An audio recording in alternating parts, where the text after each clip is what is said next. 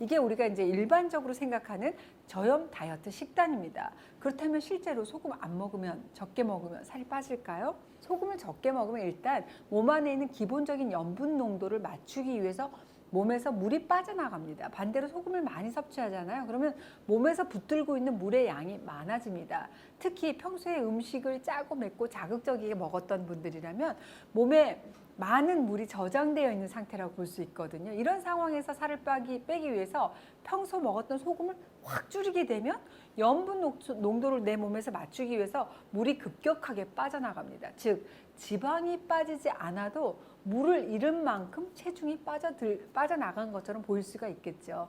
다이어트를 한다고 소금을 극도로 제한하는 저염식을 하면 초반에는 진짜 빠른 속도로 체중이 쭉쭉쭉쭉 빠진다고 느껴지실 거예요. 하지만 잘 생각해 보세요. 평생 저염식을 한다는 거 자신 있으세요? 사실상 불가능한 일입니다. 조금이라도 이제 저염식이 끝나고 이제 살이 빠졌으니까 일반적인 식단으로 돌아오는 순간 체중은 다시 정말 안드로메다 속도로 확 LTE급으로 불어나는 경험 해보셨을 거예요.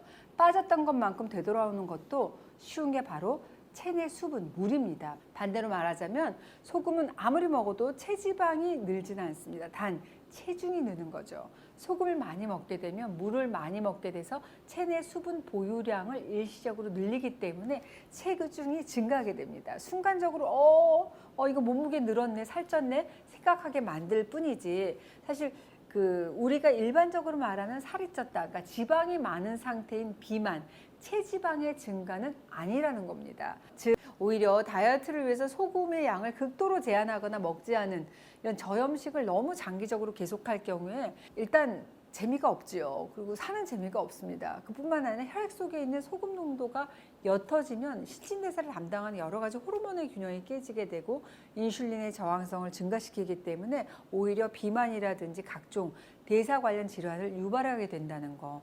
또한 저염식을 지속한 상태에서 다이어트를 위해서 갑자기 물을 많이 마시잖아요. 그럼 우리 몸은 생존을 위해서 물을 거부하게 되어 있습니다. 그렇게 되면 소화의 양 또한 줄어들기 때문에 물이 위장에 정체돼서 내려가지 않고 메스꺼리고 속은 더부룩하고 배에 가스가 차기도 합니다.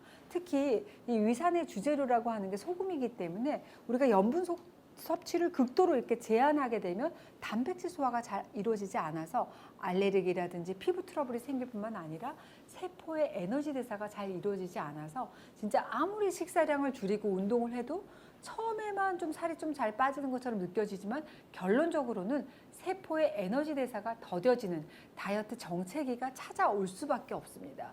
오히려 우리가 살을 빼려면 적당한 소금을 먹어야 한다는 거죠. 정말 소금이 다이어트에 도움이 될까요? 먼저 소금을 섭취하게 되면 체내에 쌓여있던 노폐물 배출돼서 체중이 줄어듭니다. 우리가 소금을 먹잖아요. 그만큼 물을 많이 마시게 될 수밖에 없는데 마신 물의 양만큼 다시 물을 배출할 때 그 노폐물도 함께 빠져나와서 체중이 줄어들게 되는 거죠. 또한 소금은 우리 혈관 속에 껴있는 지방이 정체되는 것을 막아주기 때문에 체중을 줄이는 데도 도움이 됩니다.